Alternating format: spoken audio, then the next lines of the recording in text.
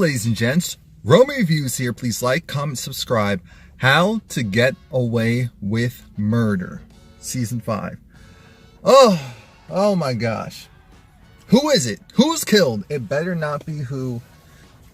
See, this show is dangerous because when you think it's someone who is going to be the person that gets killed, sometimes it actually is. And sometimes it's just more about the storytelling of how it happened versus who actually died. Just like with Wes. And it makes me feel like, what was the point of Wes's whole storyline? Because I feel we just removed him just to bring in someone else that's almost like a carbon copy in certain aspects as him. And it's irky. It's irky. I appreciate it a little bit, but it's still irky. So we're starting off with Tegan and Annalise. So Annalise strolled her way down to Tegan's salsa spot, and Tegan's dancing. She looks good. She's wearing this red bright dress. She has her dance partner, and she sees Annalise. So Annalise, she doesn't want to go there first. Annalise wants to go and get something to drink. She wants to get something to drink because of what Nate told her. First, she's pissed at Nate. She's pissed that Nate went and, you know, still had the file on her when he said that, oh, there's nothing, oh, it was destroyed. But then Annalise has to realize why Nate did it. Nate did it because he felt like, look, he's not a father, but what he is he's a son. So he feels like you should have the ability to choose. And that's something that Bonnie deserves to know. Bonnie deserves to know that she has a son out there. Bonnie deserves to know that her son was at least kidnapped and not just dead, because that's what Bonnie still thinks to this day. And that her sister was the person who went and stole the child. What's the sister's name? Julie Winterbottom went and stole Bonnie's kid. And it's weird to me because here I am just looking at this entire situation like, why? And for what? And when it comes to, what's his name? When it comes to Nate, Nate's really a good guy. Nate's a great guy. Nate, he deserves, Annalise is being hard on him, but she knows that he's right. So now she's conflicted because someone has to tell Bonnie about this. So now she's back there at the club and she starts dancing. You know, Annalise is a little stiff, but the shoulders start moving. The head starts nodding. So it's all, that sounds so wrong, but whatever. Let's see. Now the Keating Four, because rest in peace, Wes.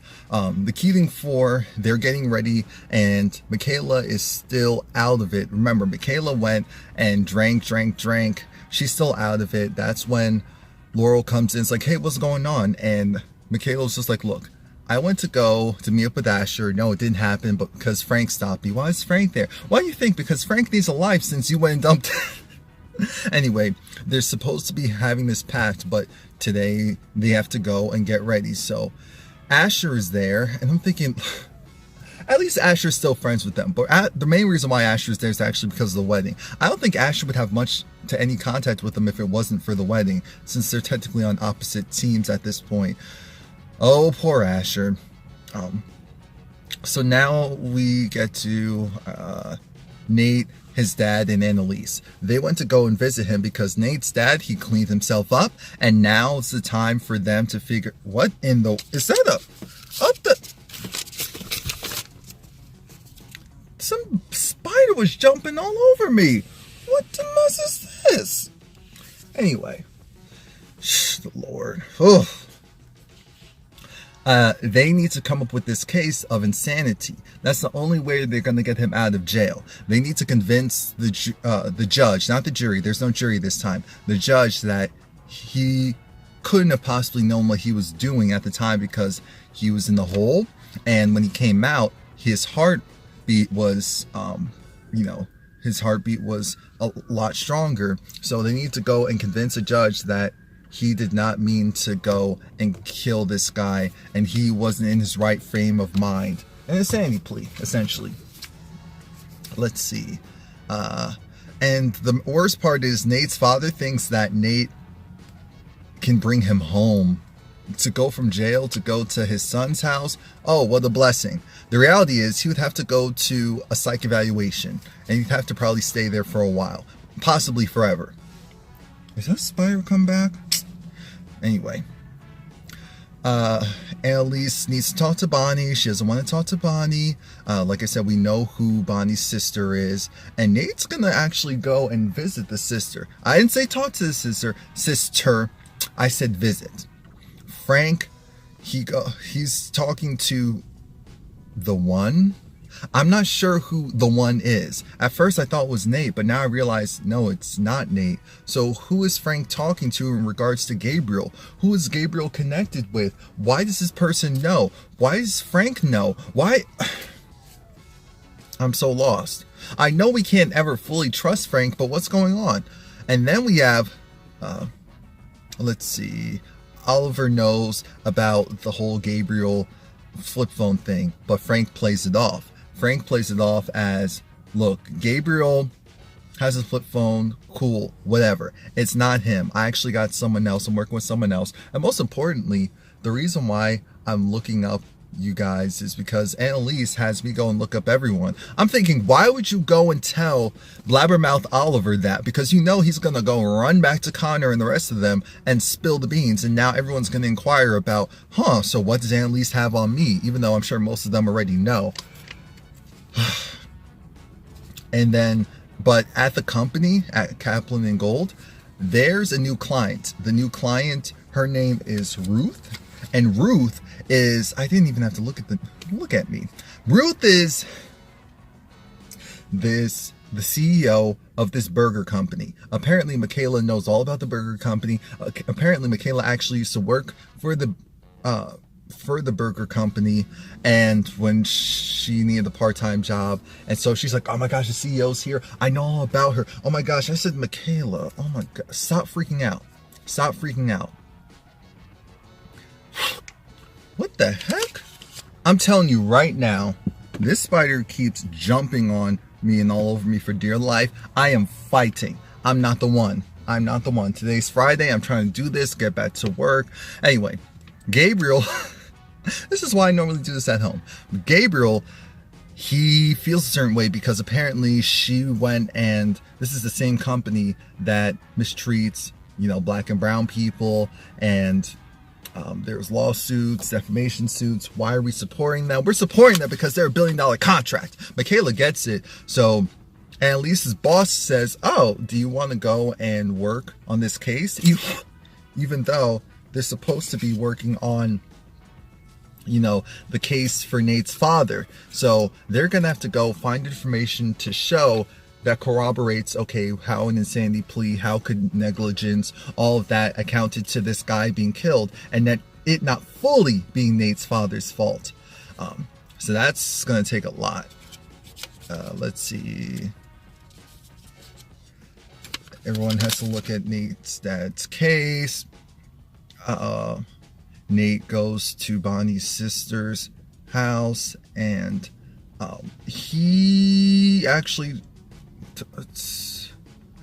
Annalise is pissed because Annalise felt like, hey, why is it that you won't listen to me? Nate said I'm doing the right thing, and she's still over it. So then now we have Annalise has to talk to Bonnie, and Bonnie wants to know, hey, so I know we're getting all cool and chummy and buddy, but what's this meaning about? And that's when Annalise lies and says, oh, I need you to just get some information for me, get something signed in regards to my case. I would ask Nate, but he's on leave because of course he's a part of the case. And so she was like, oh, okay. I said, Annalise, that wasn't the right time.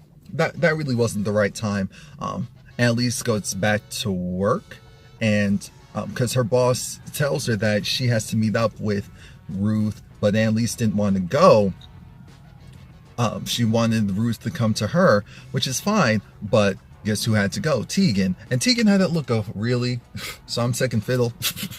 But it was also weird because I'm thinking, why does anyone else have to go aside from you? Anyway, so now Ruth goes, meets Annalise. It doesn't go well. And I said, oh my God. I was like, oh no. Annalise went off. She went off, rightfully so. Ruth said, oh, you know, your hairstyle, you changed it and you look different in person. Oh my gosh, can I go and touch your hair? First of all, it's a wig. First of all, it's a wig. But secondly, no. Didn't you listen to Solange? Don't you know the plight? And she looked so confused because Annalise at first was like, oh, hey, what you doing? And then she was like, oh, wait, I'm just like, girl, Missy, what you're not going to do today is touch my hair. What you're not going to do today is touch my hair. Come on, I don't know what's wrong with you, but and of course Tegan had to go and say, oh honey, you know what? Yes, I understand. I'm sure Tegan had a look of, I don't see what the problem with Annalise did, but this is a client. I have to go and schmooze them. Everyone looks nervous because this is $1 billion potentially walking away. Nate and his girlfriend are having issues because Nate's focused on this Bonnie case instead of being focused on his girlfriend. And his girlfriend, oh, there goes the spire. And his girlfriend's over it. His girlfriend's over it. I think I got it. Ha ha! So she essentially said, look, this is the last time. Because Nate, while he was over at Julie's house, he saw this kid and he thought maybe that was Bonnie's child. The kid, I said, oh, that kid is shooting up in that car. I know that look. He's shooting up in that car. And, you know, Julie goes, gets the kid out. It's like, what's wrong with you? What are you doing? So Nate goes, takes the needle, races to his girlfriend, have her run the test to see if that's Bonnie's child. But she was just like, look, I'm done. I'm done with these games. I'm done with these shenanigans. You know, I'm doing all this for you and you can't at least tell me the truth. That's all I'm asking. I'm not asking for too much. I'm putting my job on the line for you and you can't even tell me the truth. So now, let's see, what's next? Frank hacked Oliver. Frank hacked Oliver because he wanted to show Oliver, look, you're doing too much. I told you to quit it, but you didn't quit it. So stop while you're ahead. So Oliver agrees, even though everyone's like, okay, Frank, so what are you doing? Remember to like this video, leave a comment, and subscribe and come back. And Frank just goes and leaves. And then eventually the truth does come out about why people were chosen. And I know I'm jumping ahead a little bit because I loved it. Laurel said, it makes sense. My father is the reason why I was chosen. Asher's father is the reason why he was chosen. Wes, because of guilt. Michaela, because I guess she's Michaela. Because Michaela is qualified. That isn't the problem. She's just mentally off. Now, Tegan and Michaela actually have a talk because Michaela's like, what can I do? I said, oh, I hate this Michaela that we're seeing right now. It irks me. I said, oh, this is not the person that we thought we were going to get from you and that we originally saw from you. What is this? So now we have to deal with, okay, you want to help? You want to help? Leave me alone. You want to help? Fine. Go and research. Go and get some dirt. Because Michaela said, look, we can go and blackmail her. We can go and blackmail her into giving us her business. I'm thinking, I don't like that plan. But Tegan seemed okay with it, even if it was to just get Michaela off her back. Get pay stubs, do whatever you need to do. Because apparently employees will clock out but still do work. So that could be a huge lawsuit. And actually, speaking of that, I'm going to fast forward. Michaela, she does that and she comes into Tegan's office. Tegan shows her this is how you actually do it. Tegan said, here's the problem. You have an image issue. You have a lot of issues. You don't have minority representation. Your company is held by your family, and your family isn't doing too much to elevate the company's image at this point. What you need to do is step down and appoint me as your head of legal counsel so that you could have a black female in power. It'd be a great look, and you would gain easily $50 million onto your stock value just from you stepping down. And I said, wow, that's when you're not liked. Is that bad? Is that bad? So it looks like she's going to agree to do it. And so then Michaela's irked because she's trying to figure out what was the whole point of me doing all of that show and dance. It was to see, hey, going and blackmailing people and doing the illegal route and wrong route isn't the best route. And two, you're so prissy and you think you know it all. So I wanted to go and humble you a little bit. So Michaela just cared about, okay, fine, but are we good now? She said, we're not good. We're slightly better. Before I was at a 10 with how much I was over you. Now I'm at an 8. And so Michaela's like, it's going in the right direction. And I said, oh, I just hate this version of Michaela right now. Gabe, actually, something that I kind of missed was when Oliver was doing this snooping, he found some information on Gabe. This is one of the important things. And Gabe has a criminal past. He has an assault charge and it's on a doctor. So I said, oh, but Gabe is self-righteous. So I'm sure it's not going to be bad. Yeah, we found out that Gabe has actually, he most likely beat up the doctor that was overprescribing his mother with drugs.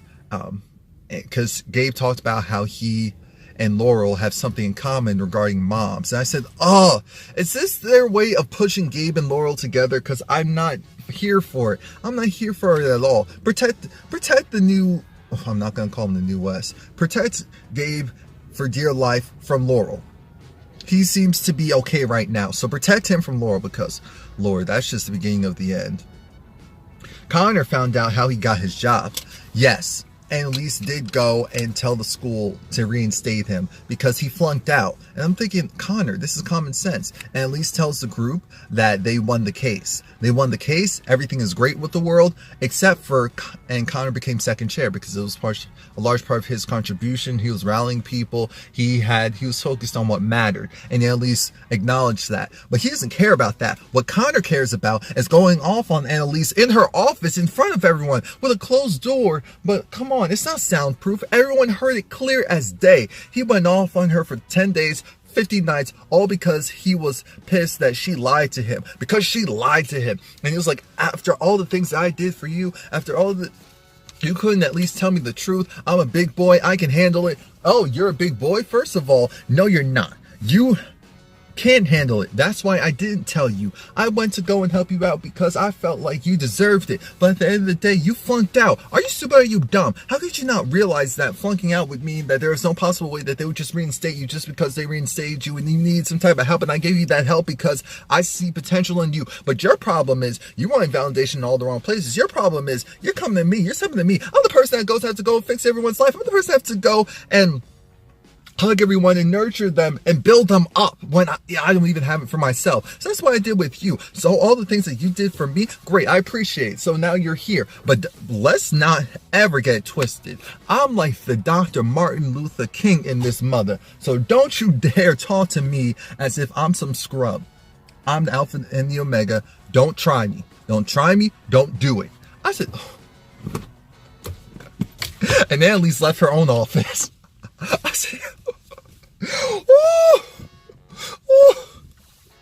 I wasn't ready. And neither was Connor. And now Gabe's the number 2. See what you did, dummy? Stupid. We do find out that I think Annalise, I don't know if she was guessing or if she gained more information on her boss about him and his misconduct charge. We do learn that it most likely was with the clients, whatever it was. So, because we noticed that, hey, it was weird that he always wanted someone to be with him when he was going and meeting with the client. So, that's when Annalise said, oh, is that what it is? And it didn't even sound like he wasn't open to going and letting her know what it was. It was more so legally, I can't even tell you. I'm legally bound to not speak a word, which means that it was pretty bad. For you to go and do something wrong but still have your job with a condition like that means that it's way more complicated than we're realizing. So Annalise, she dropped it because, hey, she's a lawyer at the end of the day. Nate has to talk to his dad, lets him know the great news that yes, they will hear you so you can get out of here. The problem is you can't sleep on my couch because you're going to have to be in a mental facility. He said, well, are there going to be bars? Do I have my own bathroom? Do I have my own room? He said, yes, and most likely yes to the other one. And so then his father said, and you'll still visit me every day? He said, yeah. It's like, then what's the problem? And I was so happy. I was so happy because